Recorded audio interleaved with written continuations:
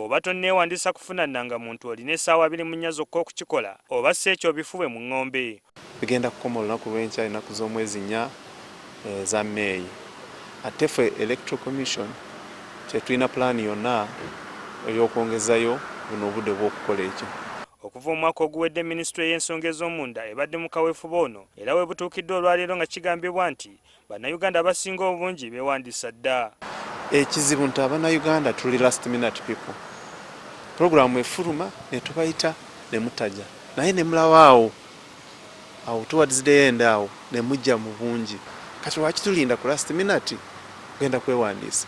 Kati kyenjagala bategeeza nti tukozese guno omukisa olunaku olw'enkya. Newankubadde gavumenti egamba ng'enkola bw'etambula obulungi, waliyo abantu abavaayo ne beemulugunya nga baaweebwa ennangamuntu ezirimu ensobi era waliwo abakola ku nteekateeka eno abaakwatibwa. Buno bwe budde bw'oba osanze nti erinnya lyo teriri ku register weewandiise.